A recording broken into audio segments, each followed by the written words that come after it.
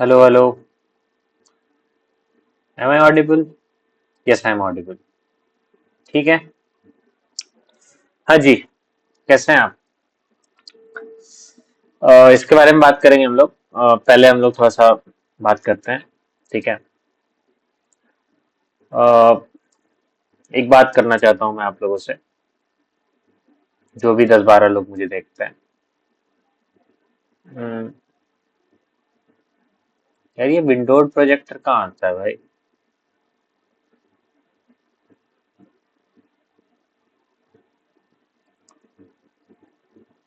इधर ही तो आता था। खो गया।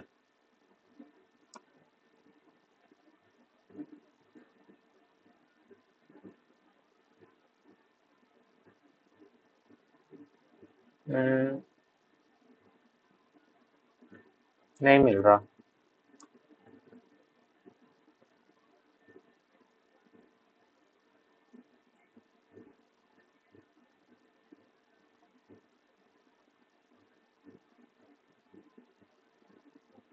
ठीक है, ऐसे ही बात करते हैं।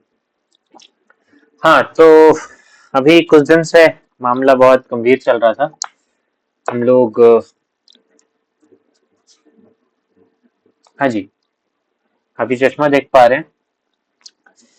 तो मेरा एटीसी का रिजल्ट आया। फिर मैंने विजन टेस्ट कराया, मुझे चश्मे लग गए। 0.5, 0.25, 0.5, हाँ, 0.5, 0.25 ऐसे। ठीक है। तो ताकि मैं वहां पे विजन टेस्ट में फेल ना हो जाऊं, ताकि आई वांट दैट जॉब।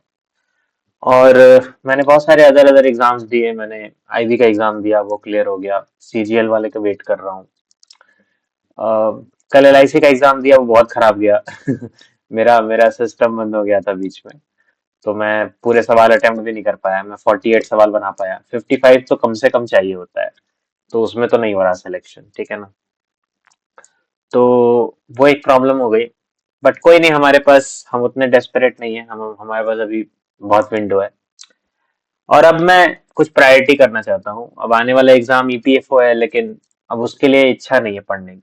इसलिए इच्छा नहीं है क्योंकि ठीक है यार, मतलब यही करते रहेंगे क्या? ये सब छोटे मोटे एग्जाम देते रहेंगे। आए तो थे यूपीएससी के लिए, दो फेलियर के बाद अब बिल्कुल ही थक गए।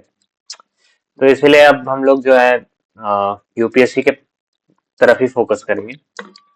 और अब और कुछ नहीं। पीएफओ मैंने भरा था, मैं नहीं दूंगा। यूपीपीसीएस भरा था, वो भी नहीं दूंगा। मैं कुछ नहीं दूंगा भाई। मैंने बहुत सफर करवा लिया अपने यूपीएससी प्रिपरेशन को। मैं अब चुप चुपचाप सिर्फ यूपीएससी प्रिपेयर करना चाहता हूँ। तो आज सैटरडे है। अभी आज मैं ट्रैवल कर रहा हूँ शाम में टू माई मदर्स होम। और एक हफ्ते तक वहीं रहूंगा। अगले सैटरडे को वहां से निकल आऊंगा। देन अगले सैटरडे या संडे, जो भी हो पाएगा। आई आई थिंक संडे ही हो पाएगा, बिकॉज सैटरडे तक टारगेट्स भी है मेरे। तो मैं टारगेट्स कॉम्प्रोमाइज नहीं कर सकता। तो देखता हूँ जैसा भी ठीक रहेगा। तो देखता हूँ। तो मंडे से मैं अपने टारगेट्स पे आने वाला हूँ। मैं वहीं से टारगेट्स करूंगा, अपने लैपटॉप लेके जा रहा हूँ। तो ठीक है। ऑफ कोर्स मेरे पास ये आखिरी चांस है। लास्ट फाइनल चांस है मेरे पास। अभी अगर खुद को सेव कर लिया तो अगला अटेम्प्ट शायद बच जाए, वरना कोई फायदा नहीं है। अक्टूबर, सॉरी, अक्टूबर। एक तो नई ब्रांड की कॉफी खरीदी, वो सूट नहीं की मुझे। उसमें कोको भी था। तो थोड़ा सा पेट अपसेट है कॉफी पीने के बाद।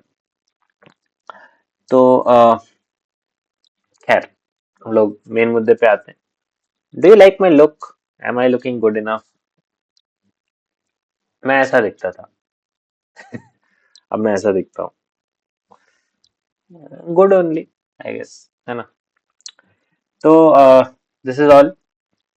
तो ये मेरे पास फाइनल चांस है अपने अटेम्प्ट को रिडीम करने का। अभी से लेके हमारे पास 20 हफ्ते हैं अपने मेंस को कंसोलिडेट करने के लिए। आपको 20 हफ्ते ज्यादा पता नहीं क्यों आपको लग रहा होगा कि ये 20 हफ्ते तो इतने ज्यादा कैसे हैं। दिसंबर तक तो बहुत कम होता है। दिसंबर तक देखिए 12 हफ्ते हैं हमारे पास। लेकिन मैंने 20 लिया है। मैं 22 फरवरी तक करूंगा तैयारी। क्यों, ऐसा क्यों है? इसलिए है क्योंकि मेरा सी सेट सॉर्टेड है। और मैं प्रीलिम्स की अभी से एमसीक्यूज प्रैक्टिस कर रहा हूँ।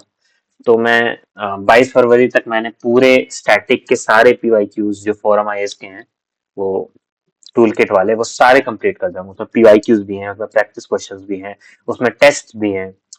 तो ले दे के वो बहुत रिगरस प्रैक्टिस है। अगर मैं वो पुल आउट कर पाया और उसके फ्लैश कार्ड नोट्स बना लिए मैंने अपने गलतियों के, तो अब फिर मुझे क्या करना होगा? अब सिर्फ मुझे फेस रिवीजन करना होगा 3-4 बार, और फिर और उसी में फ्लैश कार्ड्स में रिवाइज करूंगा और टेस्ट देता रहूंगा और हो जाएगा प्रीलिम्स, है ना? तो उसी बीच 22 तारीख के बाद से फिर सी सेट भी थोड़ा बहुत पढ़ूंगा।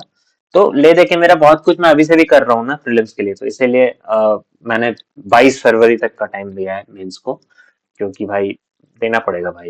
मतलब मुझे लगता है कि देना पड़ेगा।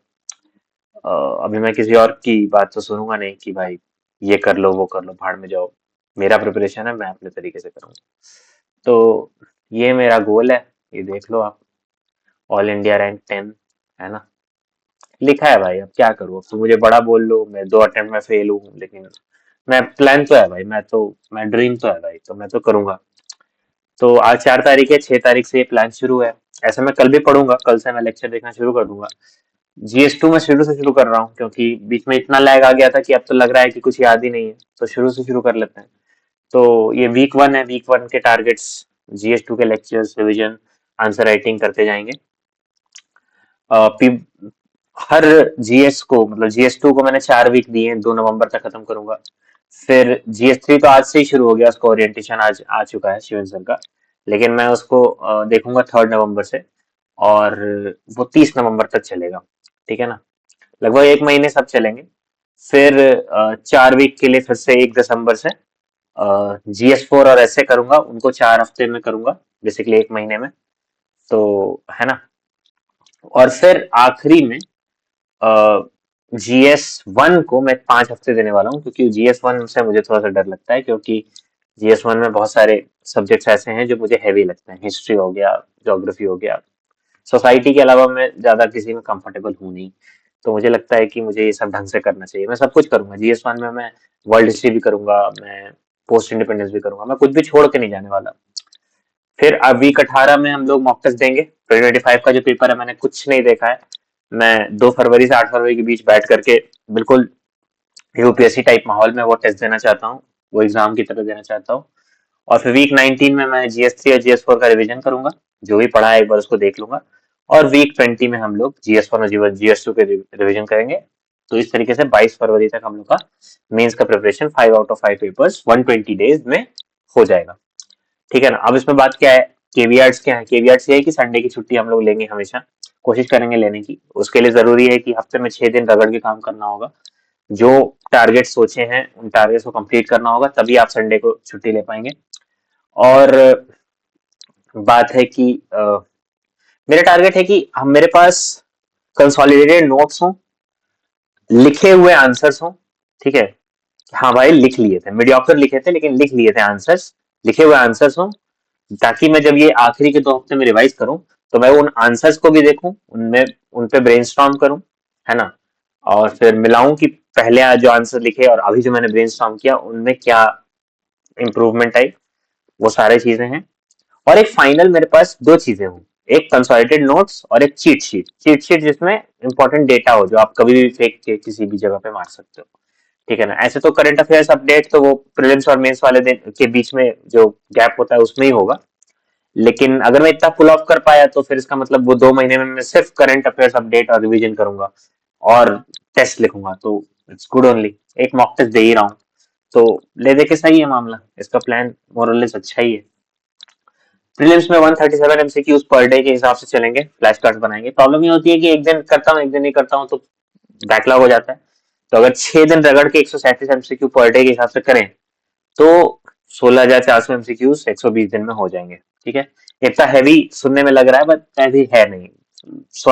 137 एमसीक्यूज 1 घंटे में हो जाते हैं।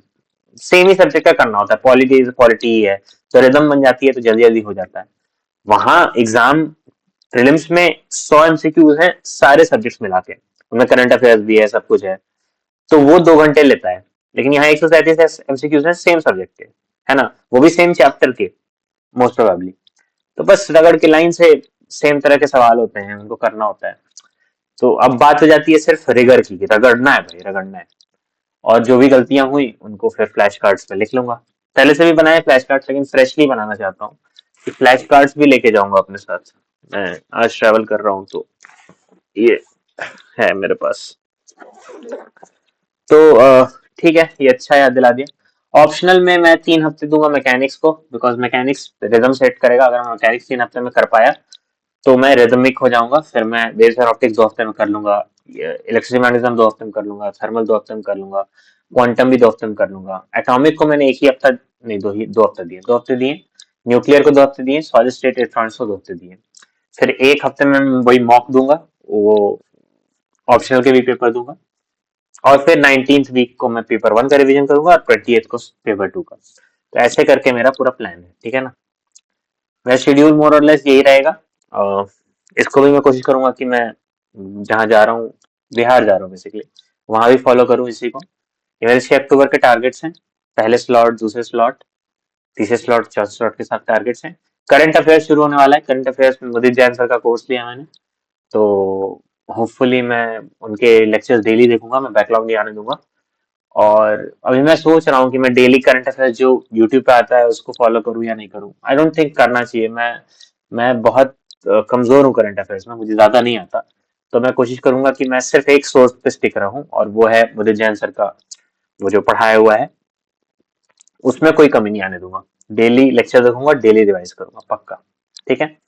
तो ये है बात। आखिरी फाइनल चांस है मेरे पास रिडेम्पशन का। फाइनल चांस, फाइनल, फाइनल लिख दो तो नीचे आ जाता। फाइनल चांस है मेरे पास अपने आप को बचाने का, मेरा थर्ड अटेम्प्ट बचाने का। अगर मैं ये कर पाया तो मैं बचा लूंगा, नहीं कर पाया तो ये नहीं बचेगा, ठीक है। तो इसी के साथ हम लोग खत्म करते हैं इसको। Thank you so much. Weekly targets fruitful हो नहीं पाया, तो हम लोग एक काम करेंगे कि हम लोग डेली टारगेट्स करेंगे। सुबह सुबह एक वीडियो बना दूंगा कि अच्छा ये आज मेरा डेली टारगेट है, और उसके बाद फिर हम लोग काम पे लगेंगे, ठीक है। Thank you so much.